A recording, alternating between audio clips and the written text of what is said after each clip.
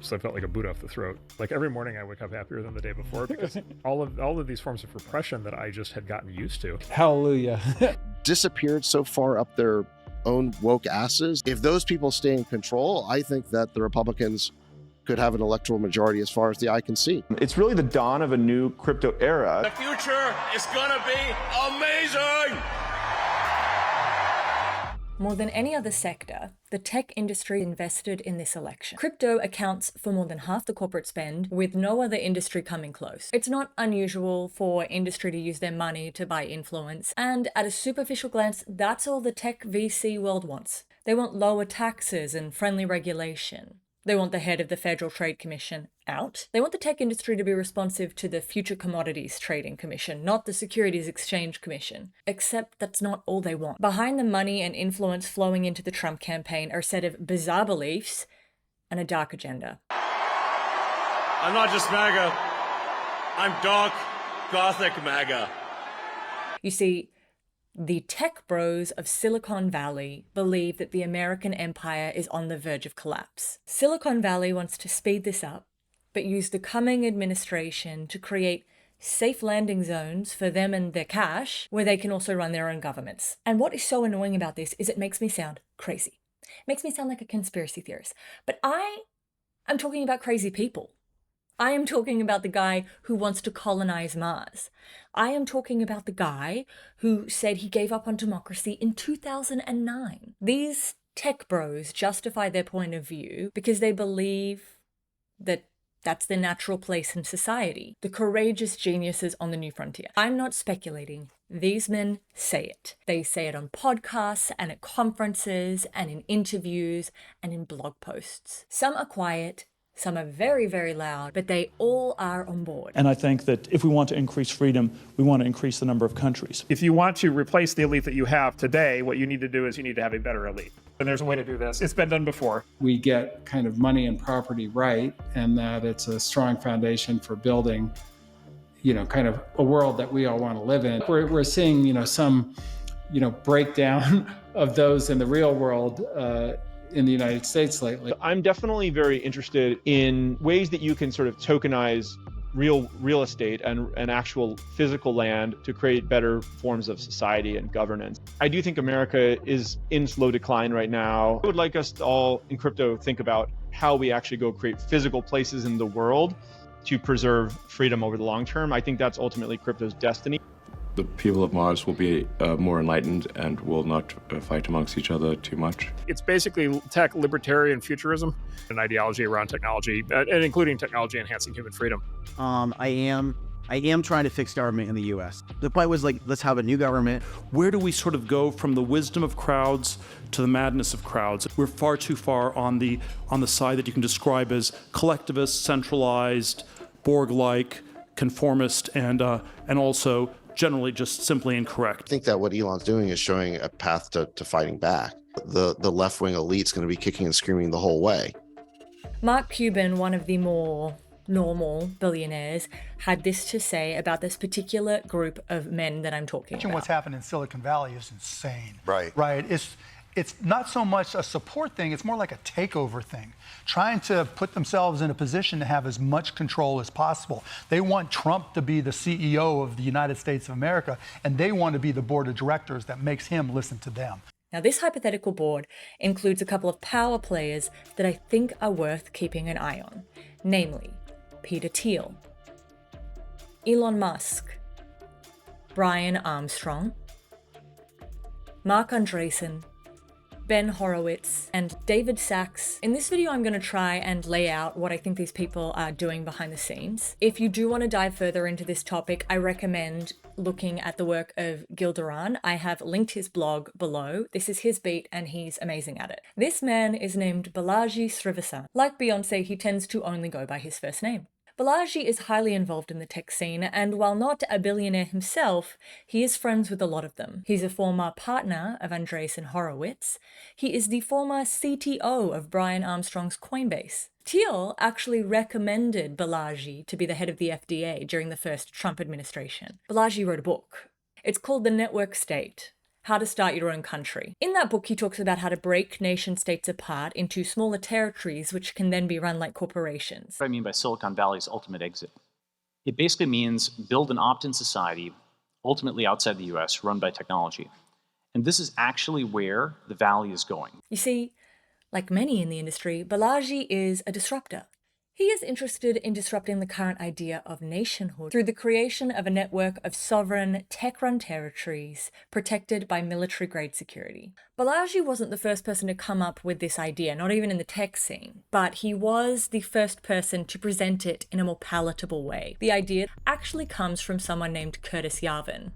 In Patchwork, Yarvin wrote, "The basic idea of patchwork is that as the crappy governments we inherited from history are smashed, they should be replaced by a global spiderweb of tens, even hundreds of thousands of sovereign and independent mini-countries, each governed by its own joint stock corporation without regard to the residents' opinions."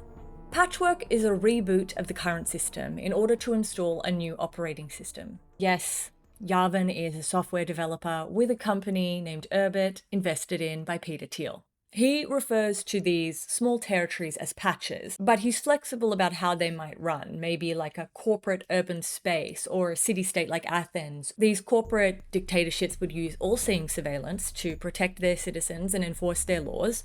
There would be biometric IDs. If you're poor, you will have to move to another patch. Or the poor could be ground up and used as biodiesel, or locked into a virtual reality prison. Now, Yarvin said he was joking about the biodiesel thing, but not about the prison thing.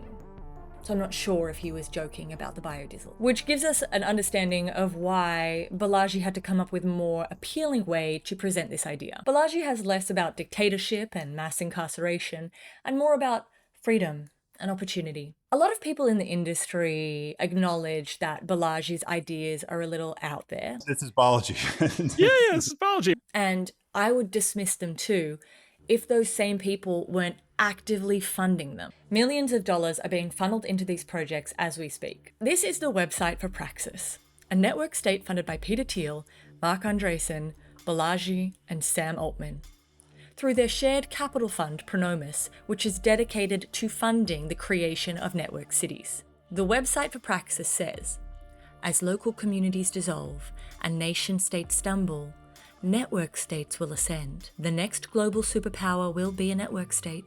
The next America will be on-chain." The stated goal of Praxis is to build a corporate government with a global footprint. It will have territories all over the world, crypto will be its currency. The modern global system, once the greatest power in the history of man, has become a brittle, jerry-rigged contraption incapable of carrying out the most basic functions. As these governing institutions continue to degrade, people will come to realize that no one is truly on their side. As nation-states falter, network states become inevitable. I should mention that Pronomos Capital is funding the creation of other network states, many of which are further along than Praxis. Some examples are Prospera in Honduras, Afropolitan, Etana, and small farm cities in Africa, Metropolis in Palau, and I think Yangdrung City is planned for South Asia. On Pronomos' website, they claim, "Decades of research on economic development has shown that the primary determinant of prosperity is the quality of a country's laws and the integrity of its courts, administrators, and other legal institutions. When institutions are outmoded, corrupted, or failing, the result is untold human suffering. Yet upgrading national institutions is notoriously difficult. Our solution? Build the cities of tomorrow." Right now, they are creating cloud communities, virtual nations. Once they have access to land, they will get their citizens to migrate to that city. Have a look at the pledge that you sign when you join Praxis, which you can join right now, by the way. Pronomos isn't actually Peter Thiel's first flirtation with exiting democracy either. In 2009, he funded the Seasteading Institute. I want to say some things on why I think seasteading is not just possible or desirable, but why it is actually necessary. The Seasteading Institute envisioned building these floating cities in the ocean outside of government's jurisdiction where billionaires could live and create as they saw fit. This idea kind of ran out of steam because nobody wants to live at sea, especially not billionaires, which means they need land. But how do we get from a nation state to a network state? And this is actually related to a fundamental concept in political science, the concept of voice versus exit. If a company or a country is in decline, you can try voice or you can try exit. Voice is basically changing the system from within, whereas exit is leaving to create a new system, a new startup, or to join a competitor sometimes. There's another way that Balaji also talks about how this could possibly happen. He calls it tech Zionism. Right. What I'm really calling for is something like tech Zionism, a movement supported by a global network to take back territory in the city, floor by floor, street by street, block by block, policeman by policeman. You have a foothold of private property, and you have a group membership of Great Tribe membership and private property. You also issue t-shirts. The tribal lens is like a virtual reality filter. Every single thing can be tagged as gray or blue in the city. I mean, like literally. So gray is the future, red is the past, blue is the present. So blue stands against both the past and the future. They're against both the self-driving cars, and they don't want to go back to the 50s. They prefer OnlyFans, Me Too, BLM, Ukraine. The hard part is to take control of the streets. How can you fence off a street and make clear that it's under great control? Take total control of your neighborhood, push out all blues, tell them they're as unwelcome as just as blues ethnically cleanse me out of San Francisco. Like, push out all blues, who has lost some territory in the cloud. They still control the land. Once gray starts taking back control of the land, that they're really going to howl. As they start losing, they're going to whistle for backup from California and eventually DC. Okay, they're going to try to get executive orders or things like that, which means you're going to need to have sympathizers at the level of California and DC who will side with you enough to block those actions, number one. And or number two, you actually get to the level of a sanctuary city and you say, I dare you. Keep in mind, actions like this are already being attempted in places like Solano County, where they're trying to build California forever, or the actions that Gary Tan is taking in San Francisco.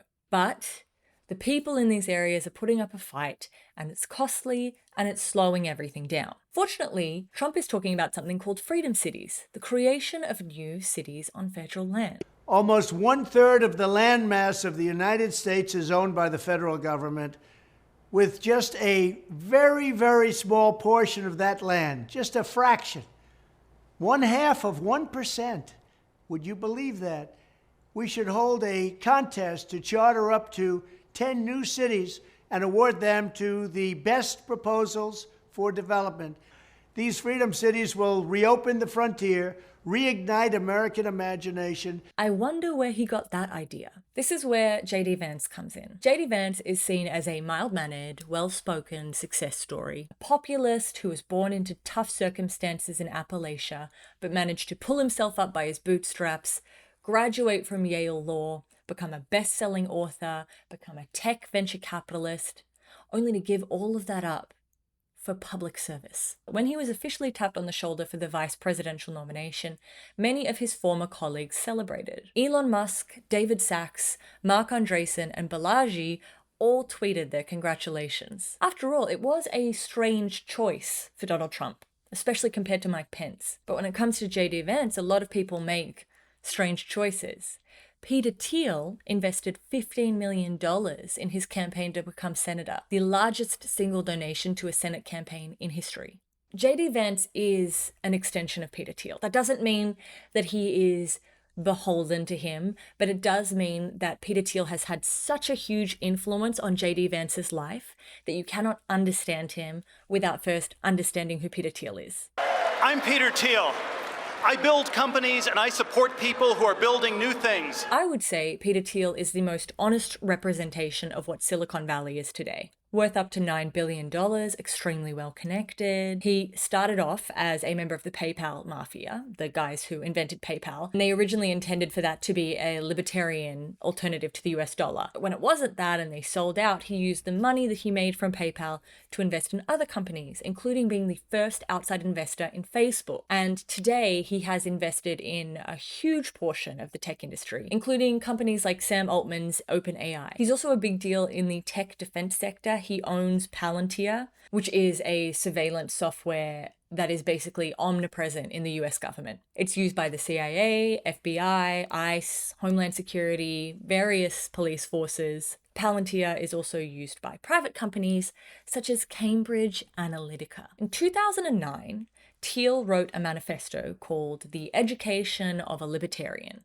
In this manifesto, he disavows electoral politics and democracy because he doesn't trust the people with big decisions, and he's come to believe that democracy and freedom are inherently incompatible. Over time, he has talked extensively about finding areas where great men can make choices as they see fit, unbridled by the law. Thiel gave the Trump campaign $1.25 million. What Trump represents isn't crazy, and it's not going away. He points toward a new Republican Party. He points even beyond the remaking of one party to a new American politics. And in return, he got an office in the Trump Tower where he had the president's ear and suggested candidates for his administration. Some of his selections didn't make the cut, like Balaji, but some did. Michael Kratsios was put in as the Chief Technology Officer of the United States of America, a position I did not know existed, and Michael Anton was put on the National Security Council. Michael Anton wrote a very concerning essay called The Flight 93 Election, which I have linked below, and it is very enlightening about who Peter Thiel thinks belongs on the National Security Council. And remember Curtis Yarvin, who we were talking about before? He is often referred to as Thiel's in-house philosopher. Thiel has not only invested in a number of Yarvin's businesses, but he keeps Yarvin in his inner circle. Yarvin watched the 2016 election from Peter Thiel's house, where they celebrated with champagne at Thiel's successful investment in the Trump campaign. And while Peter Thiel may not be as explicit in his beliefs as someone like Balaji or Elon, or even Marc Andressen, Yarvin assured Milo Yiannopoulos over email that Peter Thiel was fully enlightened, just plays it very carefully. People in the New Right circles refer to Yarvin as Lord Yarvin or the Prophet. This isn't someone on the fringe of the movement, this is someone who is respected. Just like Peter Thiel, JD Vance is an avid reader and friend of Curtis Yarvin. There's this guy, Curtis Yarvin, who's written about some of these things. Vance not only name checks Curtis Yarvin, but he often uses his languages and repeats his ideas. You actually popularized the term red pill in the political context, is that right? Yeah, that's actually true. Is this concept of red pilling. Yarvin writes a lot of strange things, but one thing I'm particularly interested in is the blueprint he wrote for Donald Trump. It's called The Butterfly Revolution. It's quite radical and another thing that would be easy to dismiss, but here's a clip of Yarvin talking about why he thinks it would be successful today. Americans of 2024 are incredibly frivolous, incredibly ironic. It is the most ironic society in history. I imagine people trying to cope with a film like The Matrix or Inception in like 1960.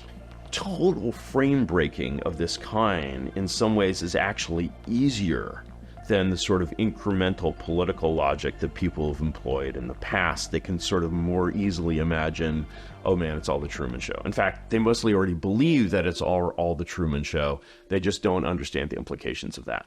Something I find concerning is the many ways that the Butterfly Revolution perfectly aligns with Project 2025. Not a huge amount of the tech bros in Silicon Valley are religious, but that doesn't really stop these kinds of groups working together. Definitionally, both of these movements are fascistic. Fascism has never been a fully coherent ideology. That's one of the things that gives fascism its strength, its ability to bring together groups from different movements, all of whom see fascism as a viable mechanism to achieving their own program. And that's why some people say that fascism is always hyphenated. So it's always going to be tech fascism and Christian fascism, but these people can work together, and they do. One of the things that evangelicals and libertarians should agree on is that the political order is not divinely ordained. Amen. Project 2025 has similar stated goals to the tech industry. In particular, the dismantling of the administrative state and the return of self-governance to the people. Project 2025 is made up of 4 pillars, and Pillar 4 is the playbook. It is a transition plan for the president's eyes only. It will be rolled out upon the president's utterance of "So help me God." We don't know what's in this playbook, but given the alignment of talking points, key figures being involved in both, it wouldn't surprise me if it was similar to the Butterfly Revolution. And I think that's worth investigating. The Butterfly Revolution. Step 1. Campaign on autocracy. He says, "You're not going to be a dictator, are you?" I said, no, other than day one. Yarvin says that Donald Trump should run on his autocratic ambition, but he should frame it as destroying an inefficient and unworkable system. We are in the late Republican period. If we're going to push back against it, we have to get pretty wild and pretty far out there and go in directions that a lot of conservatives right now are uncomfortable with. We are in the process of the Second American Revolution, which will remain bloodless if the left allows it to be. Step 2. Purge the bureaucracy.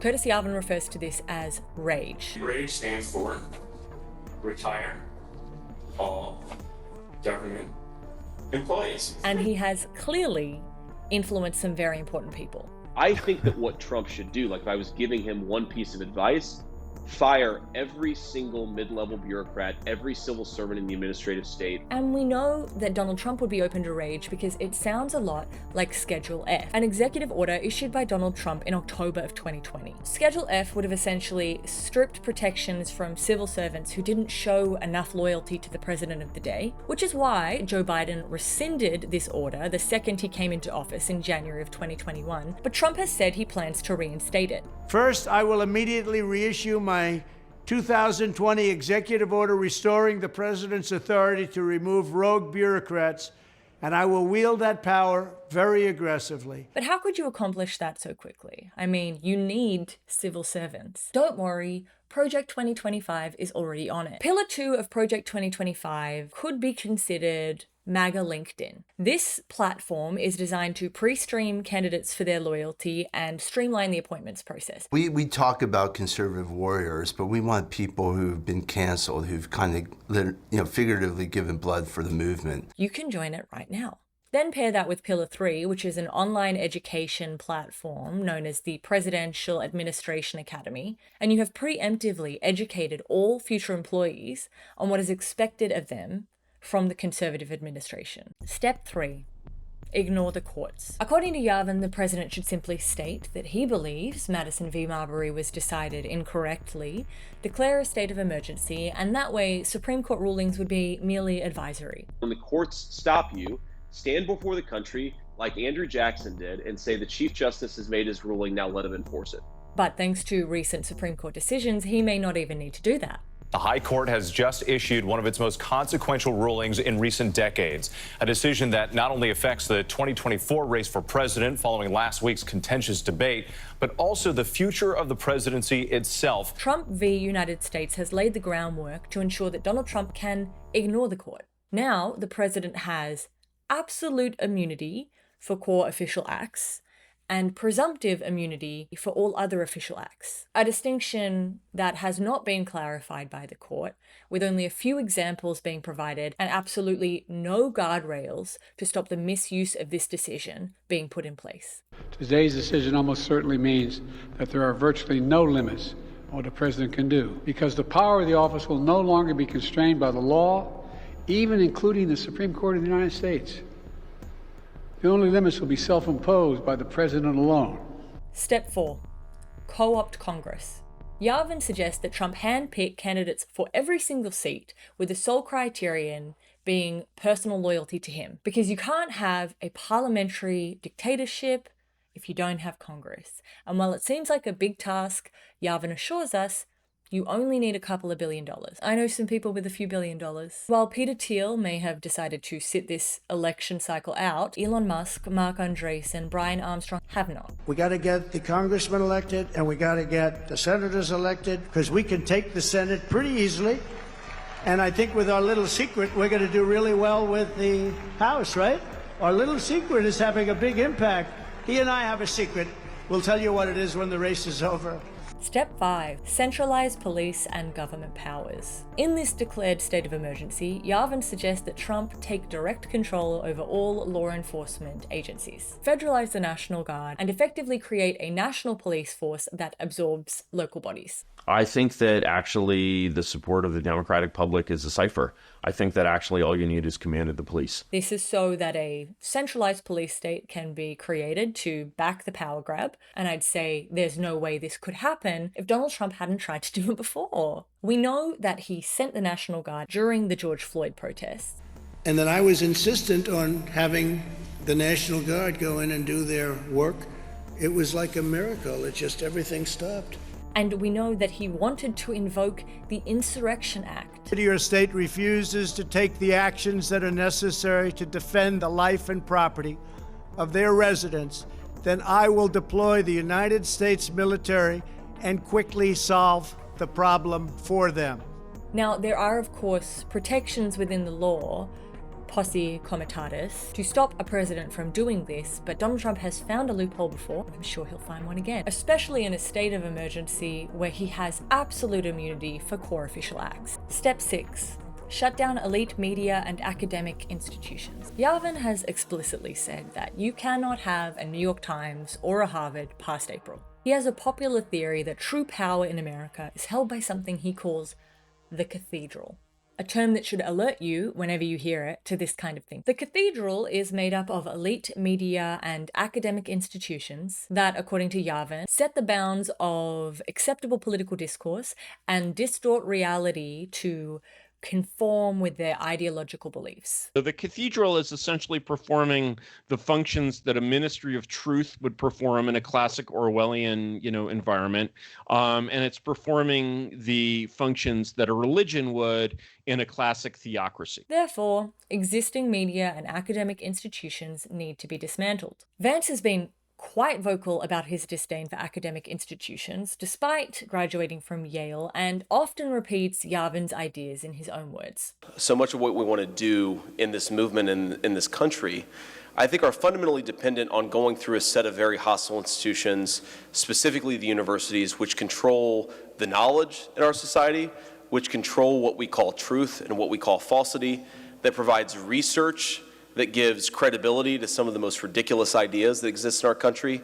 And so I think if any of us want to do the things that we want to do for our country and for the people who live in it, we have to honestly and aggressively attack the universities in this country. Trump has said that if elected, he will reclaim the universities from the Marxist maniacs and lunatics who currently control them. How will he do this? When I return to the White House, I will fire the radical left accreditors that have allowed our colleges to become dominated by Marxist maniacs and lunatics.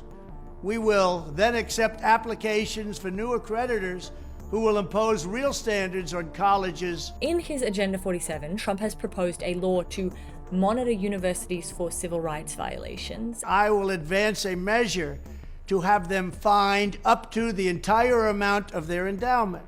That means he could essentially put an institution like Harvard out of business overnight. Elon Musk spends a significant portion of his time trying to undermine existing media in favor of his own platform X. Trump has absolutely no problem getting rid of legacy media. He has repeatedly talked about the government's licensing of broadcast airwaves, and about 15 times threatened to revoke licenses of existing stations. And it's frankly disgusting the way the press is able to write whatever they want to write, and people should look into it. Step 7, turn out your people. Get your people out on the street to show their support for you anytime a government agency tries to obstruct you. Yarvin says this should be like the post-Soviet revolutions. It should be masses of people. It should be joyful. And we know that Donald Trump has no problem in asking people to physically show their support for him. We're going to walk down to the Capitol because you'll never take back our country with weakness. You have to show strength. Once this butterfly revolution has taken place and the presidency looks more like a CEO or a king, the court of tech geniuses will have a much more realistic shot at getting what they want.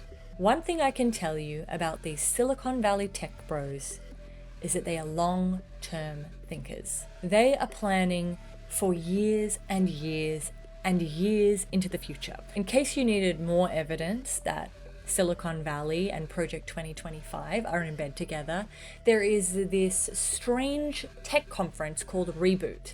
And in September, at the last Reboot conference, which is all about creating a new reality, there was a special secret guest speaker. That secret guest speaker ended up being Kevin Roberts, who gave a speech titled Tech and the American Republic. The point of trying to put Vance in the VP position wasn't just to have him one heartbeat away from an old and ailing president. It was to introduce him to the world as the new blueprint of the Republican Party, to provide a strong option for a post-MAGA Republican Party, a party that will co-opt the government to destroy the country in order to allow self-described great men to install themselves as mini kings.